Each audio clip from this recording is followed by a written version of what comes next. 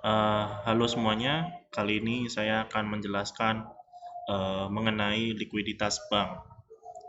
Jadi, likuiditas bank itu salah satu aspek penting dalam menjaga aktivitas perbankan itu berjalan.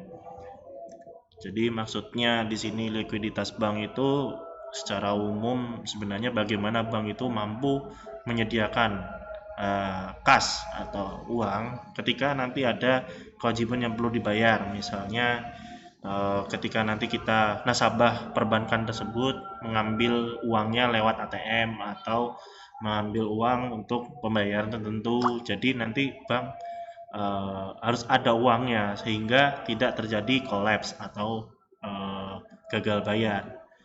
Jadi di sini salah satu penentunya itu tuh caranya menghitung dari aset liquid dan kewajiban. Jadi aset liquid itu bisa dari uang yang ada di bank tersebut, kemudian ditambah aset-aset liquid yang ada di bank, misalnya surat berharga yang cairnya jatuh temponya dalam waktu singkat. Kemudian untuk kewajiban itu bisa dari tabungan, dilihat dari tabungan, kemudian deposito. Jadi biasanya karena bank itu menerima uang itu dari tabungan, giro dan deposito. Salah satu parameter untuk mengukur likuiditas itu yang biasa digunakan pada perbankan yaitu rasio CAR atau Capital Adequacy Ratio. Jadi dia rasio yang menghitung uang liquid. Jadi uang liquid di sini ya tadi tergantung perspektif kita melihat uang yang liquid itu apa, kemudian dibagi dengan kewajiban. Jadi kewajiban di bank, misalnya tadi yang mau tarik uang atau membayar sesuatu, transfer, pokoknya melakukan transaksi.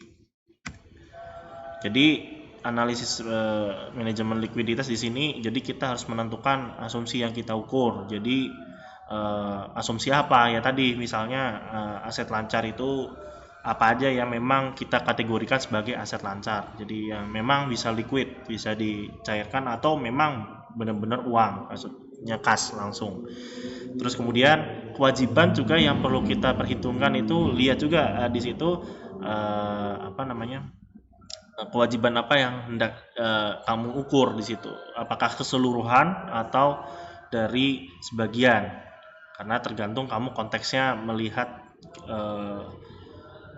likuiditas di situ. Terus kemudian aset liquid yang dihitung dan total kewajiban bank yang tadi saya jelaskan. Kemudian ketahui risiko nasabah di kreditur bank. Jadi kita juga melihat profil atau apa ya namanya istilahnya, yang jadi risiko tuh maksudnya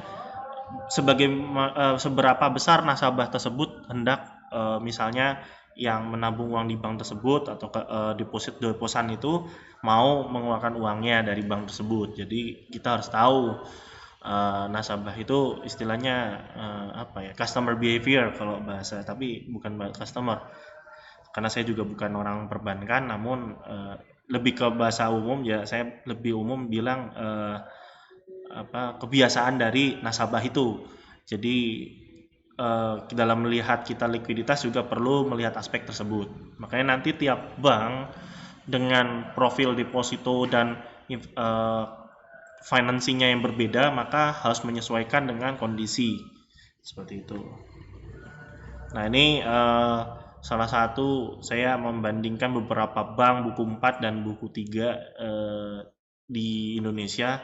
Nah, di sini ada kas ready ini atau kas yang istilahnya memang cair. Nah, ini saya mengambil angka ini nih bukan total kas atau aset lancar yang ada di bank, namun saya membuat asumsi tadi sehingga yang memang ini berupa kas yang bisa langsung ditarik, kemudian ada giro yang ditempatkan di Bank Indonesia itu cepat cairnya, kemudian surat berharga yang bisa cair dalam jangka pendek, misal kurang dari 1 bulan, misalnya surat berharga negara, atau yang biasanya kalau bank itu dengan uang yang idle atau yang disimpan di bank itu biasanya ditaruh di surat berharga negara atau Sukuk Bank Indonesia.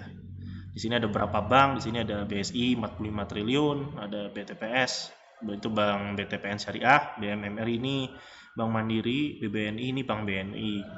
Kemudian ini tabungan ini saya mengacu pada tabungan keseluruhan atau total dari total tabungan yang ada di bank tersebut. Kemudian deposito ini total deposito yang ada di bank tersebut. Dan DP ketiga ini akumulasi dari akumulasi tabungan dengan deposito. Dan KAR ini dengan menghitung rasio, saya menghitung dari uang kas yang ready terhadap total dana yang dihimpun oleh masyarakat di bank tersebut. Dan di sini ada perbedaan antara bank buku 4 ini BSI, Bank Mandiri dan BNI ini KAR-nya itu sekitar 15% sampai 16%. Namun ini BTPS karena bank buku 3 dia istilahnya memiliki profil behavior yang berbeda, model bisnisnya juga berbeda sehingga nilai KAR-nya dia tebal. Nah, jadi kenapa kok misalnya nilainya dia tebal sendiri? Karena itu tadi perbedaan model bisnis sehingga BTPN Syariah ini juga perlu atau Bank Buku 3 ini perlu memprofiling dari nasabah yang menaruh uangnya di bank tersebut. Nanti misalnya sebenarnya ada satu lagi nih sebenarnya yang tadi saya mau masukkan tapi belum saya masukkan, tapi ada di slide selanjutnya itu saya misalnya asumsi likuiditas padat misalnya untuk deposito. Jadi yang istilahnya sebenarnya kan kalau untuk uang yang sering keluar masuk itu kan di tabungan ya, istilahnya tabungan ini yang biasanya riskan untuk turun atau naik karena tanpa bunga dan biasanya bunganya rendah, kemudian memang liquid, memang bank itu menyediakan uang itu istilahnya dari nasabah supaya bisa menarik uangnya kapan aja, walaupun memang ada limitasi dari transaksi yang diberikan oleh bank kepada nasabahnya. Jadi tapi di sini kalau yang kita dari data ini yang kasnya yang ready yang paling liquid ya BTPN Syariah, dia bahkan uang kasnya ini melebihi dari tabungan yang masyarakat tabung. Apalagi ini kalau ini kan bank syariah sendiri ya, ini BSI juga syariah. Kalau untuk tabungan ini biasanya akadnya wadiah itu tanpa imbal hasil, jadi dia nggak ada bunga atau imbal hasilnya, nggak dibagikan, jadi dia istilahnya uang murah bagi bank. Jadi makanya ini istilahnya yang paling liquid sebenarnya di BTPN Syariah. Ini yang selanjutnya saya akan menjelaskan profil dari deposito. Jadi ini saya ambil contoh BTPN Syariah ada deposito. Nah, di sini ada jatuh tempo. Jadi jatuh tempo dari bank itu di sini ada yang untuk hingga 1 bulan, kurang dari 1 bulan itu 8 triliun dari uang kasnya yang ready itu sekitar 4,9 triliun. Berarti apa maksudnya di sini? Ya berarti rasionya KAR-nya untuk jangka pendek 50%. Makanya tergantung asumsi dari yang kita hitung. Nah ini kalau misalnya 8 triliun 50% sebenarnya apakah berbahayakah gitu? Ya sebenarnya kalau dilihat kita harus lihat lagi profil dari deposan yang naruh uang di deposito BTPN Syariah ini bagaimana? Apakah memang mereka untuk roll over atau menambah porsi maksudnya tetap mempertahankan uangnya di deposito di sini atau hendak keluar gitu atau panik. Ya sebenarnya semua bank kalau nasabahnya panik ya hancur bank misalnya karena keterbatasan dari likuiditas. Jadi uangnya yang diberikan yang ada di bank tersebut itu nggak sebanyak yang masyarakat himpun di bank tersebut. Ya otomatis nanti akan kolaps gitu. Seperti kejadian yang terbaru-baru yang di Amerika, First Republic Bank sama SVB itu kemarin sempat kolaps. Jadi karena kekurangan likuiditas.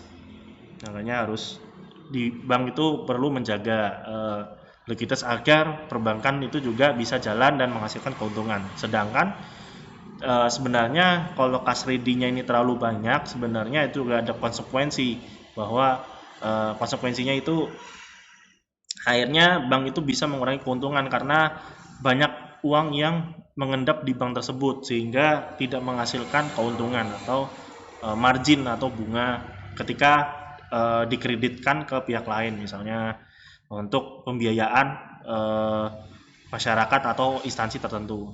Jadi jadi bank tuh perlu mempertimbangkan itu juga. Makanya tapi tiap bisnis itu mempunyai model bisnis yang berbeda-beda. Misalnya BTPN Syariah karena dia ultra mikro sehingga dia bisa memberikan margin yang besar kepada debitur. Nah, itu akhirnya dia bisa tidak masalah dengan menaikkan likuiditas dia. Jadi likuiditasnya BTPN Syariah dia mampu untuk menaikkan itu sehingga dia bisa lebih liquid. Kemudian untuk yang bank buku 4 juga profiling juga melihat dari nasabahnya jumlahnya lebih banyak daripada BTPN Syariah. Ya kita lihat aja dari dana pihak ketiganya saja kita bisa melihat bahwa BTPN Syariah ini porsi pasarnya masih sangat kecil dibandingkan dengan bank buku 4. Yang perlu kita misalnya kalau mau membandingkan berarti harus membandingkan antar bank yang sama. Jadi kita melihat dari banknya yang profilnya sama, ukurannya juga sama. Misalnya BSI, BMR, Bank Mandiri, BNI ini sama. Ya sebenarnya walaupun beda ya, BSI masih baru merger. Untuk BTPN Syariah ini sebenarnya kalau mau disamakan karena dia basisnya ultra micro financing, dia harusnya disamakan dengan PNM. Jadi perlunya kalau kita mau membandingkan BTPN Syariah ini dengan saya yang sama itu harusnya dengan PNM atau yang sekarang baru di subholding dari Bank BRI. Nah, maksudnya di sini baik lagi ke kalau untuk untuk likuiditas ya kita harus lihat di sini biasanya dari nasabah bank tersebut tuh behaviornya seperti apa atau sifatnya seperti apa. Makanya selama manajemen atau bank tersebut bisa menghandle nasabahnya tidak untuk ya dengan misalnya kalau di BTPN Syariah caranya kan dia imbal hasilnya lebih tinggi daripada bank buku 4 gitu. Makanya dia bisa mempertahankan bahkan dalam waktu 3 bulan saja sudah bisa naik 800 miliar untuk depositonya. Seperti itu. Ya, sekian dari saya. Apabila ada yang perlu ditambahkan atau ada koreksi, boleh ditulis pada kolom komentar. Terima kasih.